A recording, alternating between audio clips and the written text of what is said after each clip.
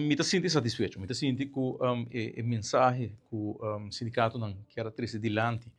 agora a chega, minha raia e feedback é também pouco fora do Parlamento, me sinto que a trove nos meta tá para mostrar seguro para quitar pouco fora de sentimento partidista que já o sindicato não está uma parte para uma banda, uma parte para outra banda. E essa aqui tem uma preocupação que não tem a ver com o color político, essa aqui tem uma preocupação com a liberdade sali fora de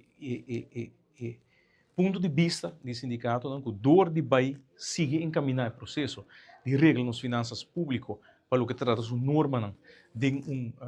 lei de reino, de Rijkswet, essa aqui quita parte essencial de autoridade parlamentar e autonomia parlamentar de país Aruba. E isso aí é algo que não me preocupa não só como sindicato, isso aí é algo que me preocupa o parlamento também. Como mandamos a mencionar em diferentes momentos, o parlamento está gordo punindo dor do povo como é o órgão mais alto de nosso país, segundo pelo que trata a legislação, também para tomar decisão em nome do povo, isso aí o parlamento está democraticamente punindo. E para regra assunto financeiro de Aruba, na nível de reino, onde bota saca a decisão bota saca a autoridade fora do Parlamento de Aruba e bota pone de mão de órgão de reino, isso aí quita fora de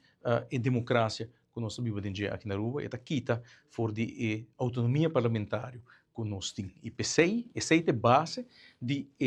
crítica que nós temos como sindicato na riba regra econômica de fundo de HOFA. Só três também houve claro adiante que nosso problema, nosso eixo não está com supervisão financeira está importante, tempo a mostrar-nos que ela dona seu fruto, não? Seguro o último ano que nós mira que ela dona seu fruto, não? Pois essa é, de nossa opinião, Mr. Sigi, essa é por o ordem direita, é por o ordem hinca de outra forma, de outro, no mais que a necessidade para hinca saque de embate de lei de reino, nós não mira.